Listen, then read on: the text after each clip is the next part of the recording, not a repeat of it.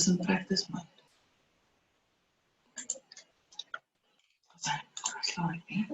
Dis 'n kos kyk. Hi everyone, sorry about that. Oh my goodness. What a way. And we were prepared. We were prepared. Hello everyone. Everything, we checked everything, we practiced it, double checked, but the moment we went live, it stopped. It stopped. It didn't want to work. Okay, we just want to see if we're on there. Yeah, it's on. Okay. All right. So welcome everyone. Thanks for joining us again on this webinar. We hope you enjoyed the last webinar that we did. We had so many feedback from all over South Africa. So many people phoned and so many people did a focus test with their children. And we are glad to be there for you guys and glad to help and see what we can do as a business to support you as well. So today we want to do basically a follow-up because lots of people asked us, but what is the solution? What can they do? What do BioLink do? So we thought we'll just give you an overview of what we do at our centers. But for you to understand that, we have to go back basically to the basics, and we have to look at understanding brain skills. So to do that, we have to look at, sorry, I just want to see if my slides is working. Yeah, it's going. Is it working? Yes. Okay, thanks very much, Karen. Okay, so in order for us to do that, we have to understand the basics of brain skills, and this is where we talk about the cognitive skills. We made an illustration to show you the importance of cognitive skills and also executive functioning skills. So in this illustration, you will see we took a tree, and then the roots of the trees is basically the cognitive skills. And why is cognitive skills important? Your cognitive skills, if you read there, the description, are the core skills the brain uses to read, think, learn, remember, pay attention. And they all work together. So they take the incoming information and they move it into a bank of knowledge you use every day in school, in work, and in life. So they work together. All of them are very important. And if you look at the cognitive skills, you can see it is skills like attention. So I'm not going to go into too much detail of attention, but there's different types of attention that plays a role. We look at memory, different types of memory that plays a role. Perception, processing speed, logic and reasoning. So that's the basic cognitive skills, and that skills is not, a child is not born with that skills. That is skills that is learned, and it's learned from the moment the baby is born and he is experiencing the environment or learning environments the child is. And a lot of parents ask us these days, why is everyone struggling so much? And it's because they are not playing as they did, as when we were earlier young. days. Yeah. Children are definitely more on the tablets and computers, and don't communicate so much with each other. But yeah, we don't want to go into much detail about that. And then also we have to look at your executive functioning skills. So cognitive skills forms the basis or the root. And then your executive functioning skills in this illustration is like a tree, the bark. It holds everything together. So again, the definition, executive functioning skills are high order thinking patterns that we use to successfully navigate the world we live in. Now, if we look at the different types of executive functioning skills, you can look at something like self-monitoring or self-regulation. That's where a child may be having an outburst and doesn't know how to self-regulate his emotions. You can get challenges with impulse control. Yeah, we see that a lot. Especially with boys. Especially with boys, yeah. And then your skills like flexible thinking and planning and prioritizing. So it's really your higher order thinking patterns, but those skills are also necessary already for the younger children. It's not something that's only used when you are older. So that's all these skills are used already during every day as the child functions. And that if all those skills, so your cognitive skills and your executive functioning skills are well developed, you will have a child that is able to read. That's the leaves of the tree. So your child will be able to have great thinking skills, be able to don't fidget when he must have sustained attention, maybe while listening to a teacher. They can, let's look, learning, reading, all the skills basically that's needed for a child to do well in school. Yeah, to learn and to go up in the highest, you know, write exams, write tests, things like that. Yeah. And most of the time, we only, and I'm saying we because I'm also a parent, Karen is also a parent, most of the time we almost always focus on the leaves. We want the children to be able to do all those things and correctly 100%. But we tend to forget that in order for that child to be able to do that, we need to strengthen the cognitive skills and the executive functioning skills. That's the foundation. That's the foundation. And luckily, like I said, it's never too late because all these skills are learned skills.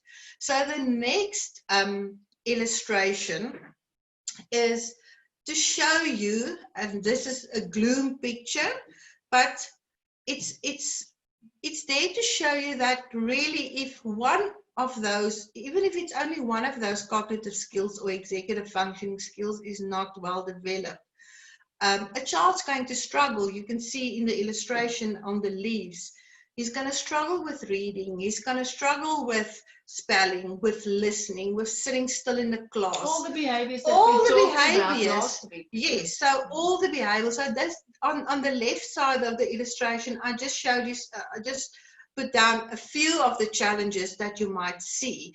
But it's important for me that you understand why do we see it and why we must go back and start at the root when helping children. Now, in order for me to then help you to understand how the brain learns, it's also important for me to help you understand how the brain works. So I don't want to go into too much of detail. Just a little bit of background about myself. I am a registered nurse as well, and I also worked for a company where we worked with pediatricians and doctors and with ADHD specifically. So this is quite an interesting field for me, is the brain and all the intricacies of the brain. So bear with me for a few minutes. You'll see how everything comes together at the end of the presentation. So like I said, we have to understand how the brain works. Now think of this. Every moonrise that you've seen, so the moonrise or sunset, everything you have experienced in your life ever gets reduced in the brain to the firing of neurons. And we don't have any control over it. It's something that happens in your brain. And the brain consists of billions of neurons. Now, that neurons, you can see on the illustration again, they communicate with each other via electrical impulses or chemical neurotransmitters. And some of you might know them, or the names is dopamine and noradrenaline. It's important also for you to understand that these neurons, these billions of neurons, they do not work in isolation. So they work together. And that together they form networks that helps to control functions like language, attention, movement.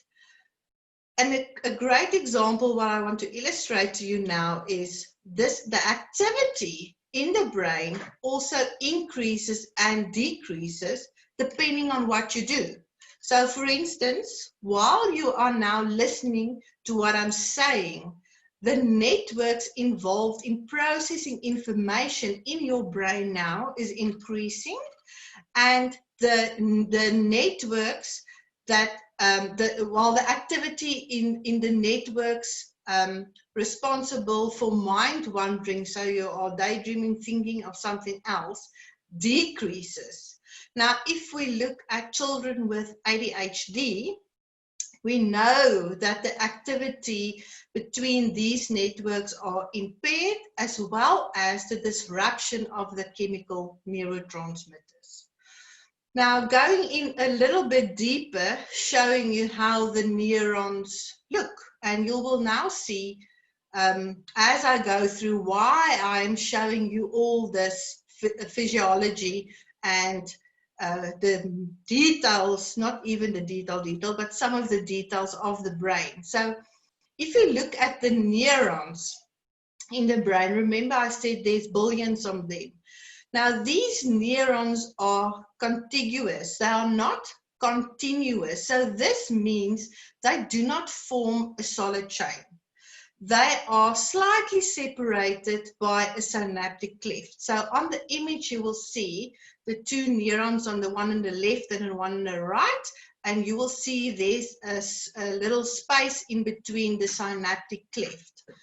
And to communicate with each other, these neurons then fire neurotransmitters to the next cell. And that's that little black that dots I put in there. So that's to illustrate the noradrenaline and the dopamine. It's important also that you understand that each neuron produces their own electrical signals. And when these signals combine, they form oscillations and also known as brainwaves. And that brainwaves can be measured by EEG or electroencephalography. So when all these cells communicate with each other, they give off a signature.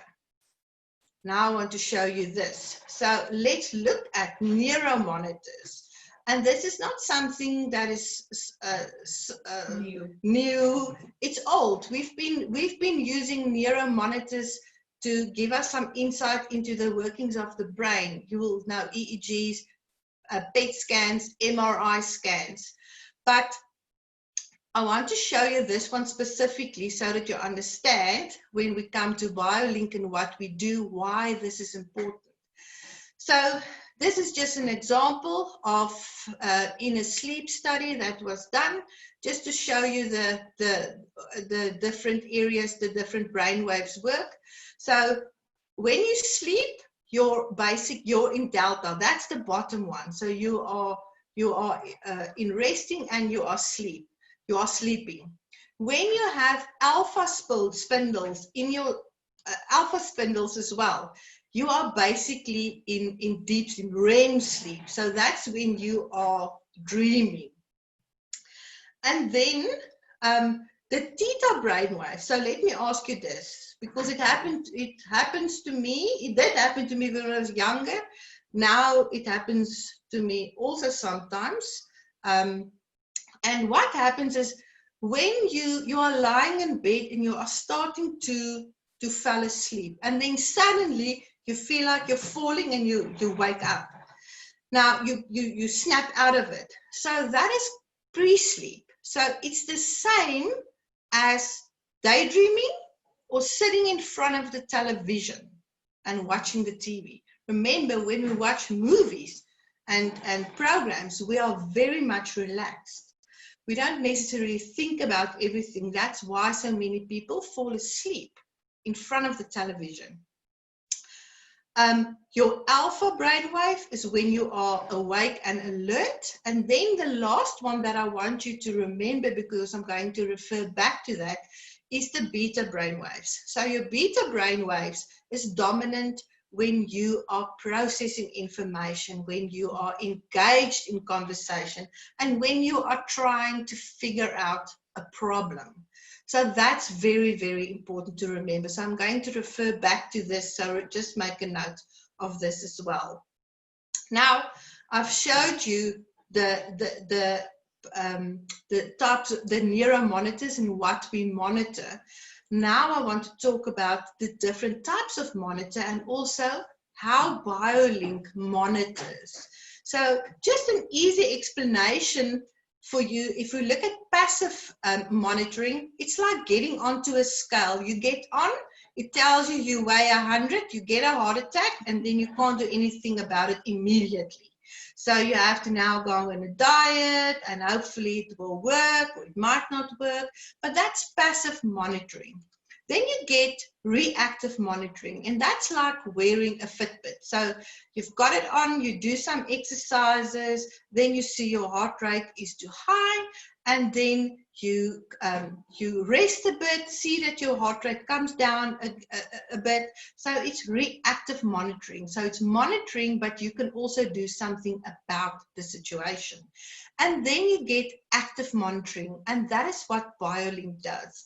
That is where you force active engagements, or where we're going to force the brain to be actively engaged and focused. So getting you or getting that person to focus and pushing him into that state of attention, so into that beta brain waves. Okay, then if we look at how does the brain learn, or what can we do to help the brain to learn, there's 3 catalysts needed for the brain to learn. So the first catalyst that the brain needs to learn a new skill is active engagement. So this basically what it means is the student needs to be actively engaged, and that would mean the student is paying optimum attention during the learning process or in class. So he's present, he's thinking about what he's hearing, he's making mental images, he's trying to figure out something, say for instance, it's maths. So it's really it's that higher order thinking process, is engaged in what he's hearing. So the information, the new information is coming in, and the brain must then engage with that information long enough to make new neural networks. And we know the brain is shapeable and malleable, so it's called neuroplasticity. But in order for that to happen, you must practice, practice, practice. So the next step for the, oh gosh, sorry, just want to go back again. Yeah, sorry, I just want to go back. I was now finger happy. Okay, so the next step is challenge. So what does it mean if I say we need to challenge the brain? Remember, the brain is not at all inspired to make change. The brain doesn't like anything to be difficult. The brain wants everything to be easy and as it is. That's why I think many people also struggle with change. It's difficult for them. So the brain needs to be challenged long enough with exercises that's also not too difficult enough, because then you're not going to be, you have to achieve. You don't want to do it, it's too difficult, and you want to achieve it. And then if we talk about deliberate practice is when you put mini goals in place. And also what important is that the feedback is immediate. Now, I want to show you, or I don't know if anybody has ever read about Anders Ericsson. He's a psychologist. He says studying people who are exceptional in what they do, and he tried to figure out how they could be so good at what they are doing. Why are these people so good? And the conclusion in most of the cases was that talent doesn't matter, and even if you read the whole articles, genes and everything doesn't necessarily matters. What matters is practice. So, and I think most people can relate. It's like learning to play the piano. You practice, and then you get better at it, and with sports and everything. So, to explain to you deliberate practice and what it means, I want you to think about a tennis player. So a tennis player, that tennis player is good with his forehand, but his backhand is not good. So what does he do now? So now he focuses more on his forehand. Why? Because it's easier. But when we put deliberate practice in something like that, it would be where the tennis coach basically teaches then that student to put mini goals in place. So let's correct the backhand. Remember now, it's something you don't like, it's difficult. So now he puts the mini goals in place to help him with the backhand. The feedback is immediately because the coach can now tell the student, you know, what is done right or incorrect. And also the student can see what is happening and what the results are. So that's deliberate practice. Now again, want to go back to what we do at BioLink. So again, remember we talked about all the different types of monitoring. So at BioLink we do active monitoring, and on the slide you can see our monitor. So at the back it's got sensors. So it's an EEG monitor. It only monitors. So what we do at BioLink is, the first thing is active engagement. We need to get the brain to be actively engaged. So we force a person to become actively engaged or focused. So he is in beta. You remember I talked about it. So when you are focused and concentrate, you are in beta. And what it also means when you are paying attention is the mind becomes quiet and focused for a duration. So new information is coming in, and the brain must engage with that long enough to form the new neural networks. So, but now the question can be, is you can ask me, but how do I know if a student is actively engaged? And great, that's a very good question. We do that by our monitor that we place on the student, which then shows the student when he is actively engaged or not. Remember, I spoke about the different types of brain signals that is indicative of attention. So this monitor shows the student that he is in attention or not. So we teaches them, so we force the student how it feels to be focused or paying attention, because it's a feeling.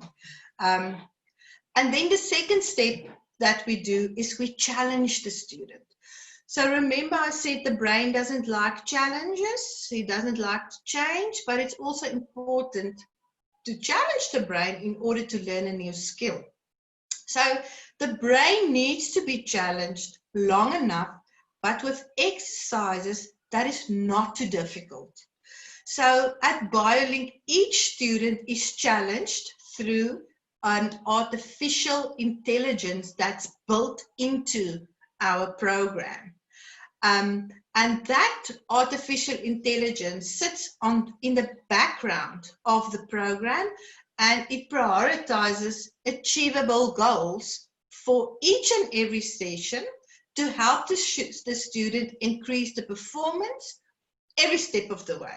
And the two students love that, because They for love the it. first time they can really see how it looks, Yeah. how it feels, and they get, remember when you do the focus like we showed you last week, every child that comes to us are on a different skill set level. So although that everyone, we all use this, there's the same program, the same exercises that we do, but the level where we start at is different for each and every student, because the algorithm works out what is John's attention span, what is John's processing speed, and it's going to take him from that level and then push him up. So even a student that's really scores very, very low, they will still get stars and reach goals, but on their level. And that's what makes this program so unique with regards to that. Yes, and that's why we also work with students that is peak performers. So a student does very well, but they have goals they set for themselves and they want to achieve that as well. So the program will set the goals on their level. So it's never too difficult for them, and then it auto adjusts to put the goals for that student. And I think that's amazing. This is not a one size fits all program. It's really, really customized for each and every student. Then the last thing that we do in our sessions, then of course at BioLink, is the deliberate practice part. So each cognitive exercise, and I'm going to show you now the exercises, addresses a certain skill, and that skill is then practiced over and over and over. You remember what we said about deliberate practice and about learning students new skills? You don't have to be born with the genes. You can achieve it by practicing, all the time practicing. So it's practice. And then again, like Karen said, the program sets many goals for each student, for each and every lesson. And the best part is, and I think this is great, the student gets the feedback immediately. That's great. They understand. They don't come to us and they don't really know what they do because their mom or dad said you have to come. They understand why they are there, and I think that's also why we get such great results, because the children understand and they know we work towards a goal, and they want to achieve it as well. Sometimes students get in trouble, and then we work on that behavior, and when we show them the feedback and relate that to what happens in school, they like puzzled and say, but I never knew that. I never knew that is actually what got me in trouble. And it gives the child a lot of power, because they understand now for the first time why they were getting in trouble. Yeah. Then also another part, a very important part of what we do at our centers is our executive functioning coaches. That plays a very important role as well, because they also give continuous feedback about behaviors and the impact it has on the child at school or at home. So they explain to the child in terms and examples that they understand what type of the behaviors they are showing, what is the impact it has at school and at home. And also remember now, because the child now for the first time in real time can see if he's paying attention or not paying attention, it now also makes more sense for them, because they can see I'm not paying attention. What did I do? I was looking around, I was thinking about something, I was fidgeting, and now they bring the two together to understand, oh, this is what happens. So our executive functioning coaches after each and every session reflects with the child to so the child understands what the exercises, what he did, why he does this exercise, and what is the impact if we see behaviors. And because we repeat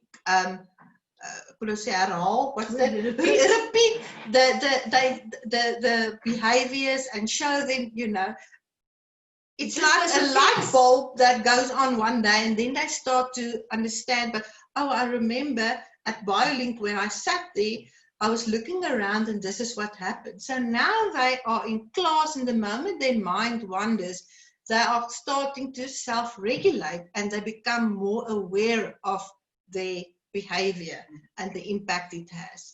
So the question is, can we make ourselves smarter? Yes. Can we increase our performance? Yes, we can.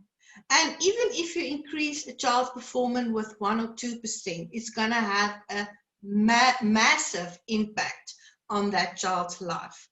Maybe not now, but definitely later on. Then I just want to show you, I'm not going to go into this, but I want to show you at BioLink, we do neurocognitive exercises. And what's important for me, what I want to share with you, what makes the training that we do unique, is the technology that we use is patented. So, and the patents are the combination of the neurocognitive monitoring, you remember that EEG monitor below the head, combined with neurocognitive exercises. So there's a patent on that. No other company can offer you these exercises. The technology is well researched, well published in peer-reviewed journals. So lots of science behind the technology. And then we get a lot of questions out of the field, and I thought I will just maybe address this because if you look at all if I can put it as alternative, not really, but the alternatives out not there, medication yes. Support or help for children out there, everything is put into one little basket and everybody is saying the same thing, but it's not. There's really a difference between the neurofeedback, traditional neurofeedback that you get, and then what we do at BioLink, the neurocognitive training. And I'm not saying that the training is not working. That's not what I'm saying at all. This is just much more advanced. This is just to show you, the difference and the technology that we use. Like Karen said, it's much more advanced now. So if you look at the comparison at our centers, we do attention training or the attention stamina. With neurofeedback, they do it as well. And then, of course, like I showed you, the cognitive and executive functioning skills. So our exercises is custom fit specifically for the cognitive skills. So you remember that tree at the bottom, the roots and the bark? So we focus on that skills, because if we strengthen them, we get the green leaves. Then the behavior shaping part, so that's also built in, like I explained, how we address the behaviors. And then what's important also is, lots of people also ask it, but now the child is sitting at school with us, or is doing exercises, how is this now transferred to real life? So I think Karen explains it very well. So I'm going to ask her to just give that great explanation. One of our programs is called the Academic Transfer Lab. And that is where we take, and we start doing this after 20 sessions. We start incorporating our academic transfer lab. And that's when they're going to come in and sit and do actual schoolwork. And then while they're sitting and doing the schoolwork, the monitor is going to show them and tell them without looking at the monitor. They're sitting and let's say they're doing a comprehension test. As soon as they're not focused on the task or not reading properly, it's going to pick it up. And then it's going to tell them, you need to focus. And then there's nothing that helps them. They need to now, by just looking at that paper, self-regulate and go back, if I can say, into the zone. And then as soon as they get back, the program will tell them good, and they just continue. And because we are doing this over and over and over again, the brain starts doing this automatically. I always tell parents, remember, if you drive your car, you don't think of going down on the clutch, you just do it. So that's why the process takes a certain amount of hours, but by repeating this, that they just start doing it immediately. What's wonderful about the Academic Transfer Lab is that, again, because they are working, they now for the first time, because remember, they talk to us, they tell us, I didn't understand when you said that, but now I feel what you're telling me, you know? So it's so empowering, and it's so empowering for the children. And then obviously, you know, it boosts their self-confidence and things like that. So that's so important. We don't just work on the exercises. We then now transfer that back to real life. And that's key to our program. Yes. Okay. Thanks, Gordon. I told you, she explains it very well. Okay, and then, like I said, it's 100% individualized and customized. For each and every session. If you want to have more information about that, you can contact us, or you can contact an agent. Go to the website. Go to the website. Yeah. Okay, so that's the end of this webinar. Is there any questions? Let me just see. In the face, let's just see a face. I've got a question here where someone is asking how long does it take? Okay, so you can go. Okay, so remember, we're working with the brain, and I always say, when you want to lose weight, you don't lose weight overnight. And if we look at the brain, the brain takes time to learn a new skill. So clinical research tells us that in order for the brain to learn a new skill, you will have to do the training of this learning a skill and it will take about 40 hours minimum. But now again, remember, we're working with children, and we're working with children with maybe certain challenges. So we have to always keep that in mind. That's why our minimum amount of time we work that's recommended with children is 40 hours. But I must tell you, we've been doing this now for 12 years. We get great results, especially with the younger kids. They take a bit longer. Remember, they're younger. We have to develop lots and lots more the skills on their pace as well. So with them, we work minimum of 60 hours of training. But now, it depends, because the program shows us and it graduates the child. So yeah, it depends on the personality, you know, there's a lot of things that plays. But the minimum is 40. Yeah. That's when we get great results, and we know. And this is not a race. You know, this is something that you invest in your children. I mean, often we invest in all other activities, but no one ever invests in the children's brain, because you're waiting for something to go wrong before you want help. But it's incorrect, and I would encourage all the great R's and ones, and just the young ones, for parents, the foundation phase. I would encourage each and every parent to enroll their kids if they need it, or if they've got a challenge or not. It's going to help them definitely later on. Yeah, and we see that when we do our study methods. When we do study methods, when the children gets to grade 4, we will have a class of, let's say, 10. And most of the children that starts with us, the parents, you know, stick with us through the whole program, and they do all the other courses that we do. And then when Marlies does the study methods, there will, let's say, be 10 children, and 5 of them would have been with us from grade R or grade 1. They went through the program. They went through the program, and then they will sit there, and there's nothing wrong with the other ones. Nothing. There's nothing wrong. But our bilingual children are just faster. Their logic thinking are better. Their memory and the way they organize Yes. information. Remember, I spoke about all the different types of memory, spatial memory, especially is very important when doing memory techniques and stuff.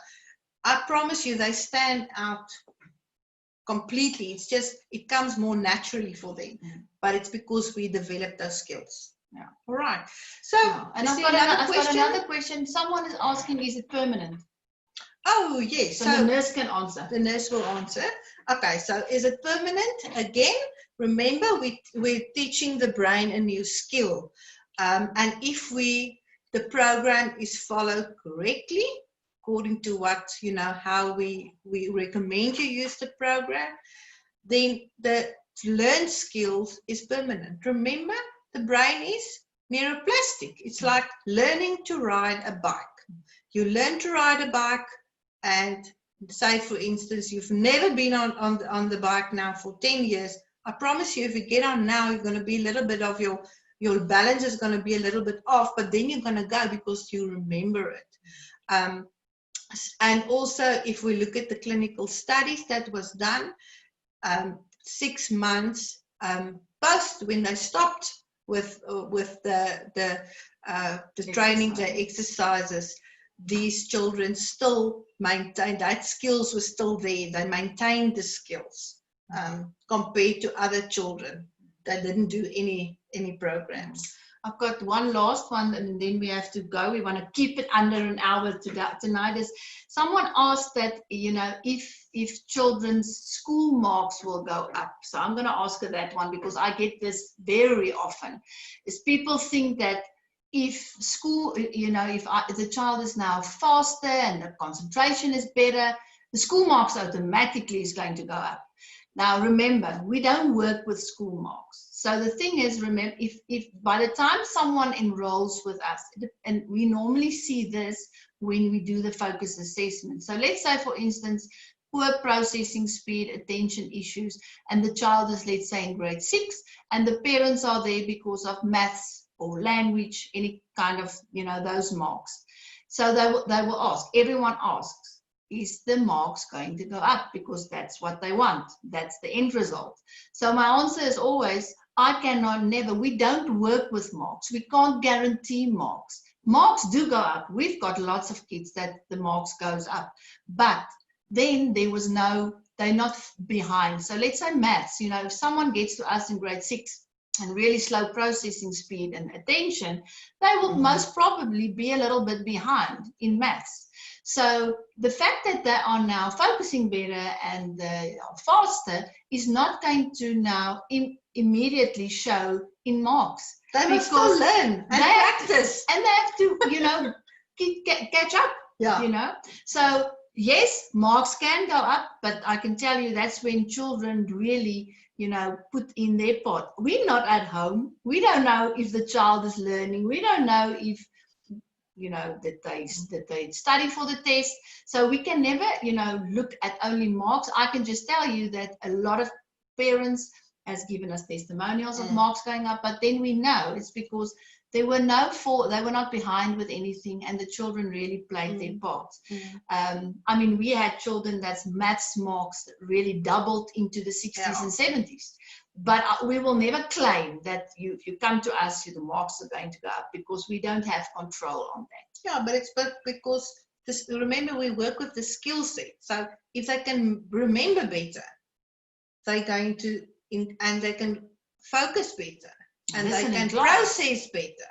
They're going to listen in class. They're going to remember what's said in class. They're going to, so everything, works together. But the child still needs to do his homework, still needs to study, still needs to catch up if he's behind. But it's definitely going to be much easier if the skills are well developed. Yes. Okay. Any more questions? That's all we have for tonight. And we are under an hour. We're under an hour. Okay, so I just want to, on the, you'll get, on the slide, sorry, you will get our contact details is there. That's the admin@biolink.co.za. That's the head office. But you can also go to our website, www.biolinkattention.com, and then on there is also, you'll see a button at the top with an agency, locate an agency. If you're looking for somebody maybe in your area. And then we also want to continue, extend the invitation if you want to do a focus assessment with your child. We do have a special now during this lockdown time of 250 Rand for the assessment. That's always a good place to start, the focus assessment. That assessment can also be done online, or you can go to an agent, yeah. So like our Facebook page, follow us. We're going to have a great, exciting webinar on the 16th, where we're going to talk about active listening skills. So you don't want to miss that one. And the program we have, how we help kids to improve active listening skills. All right, everyone, thanks so much for joining. We hope you enjoyed it, and we will see you next time. Thank you. Bye.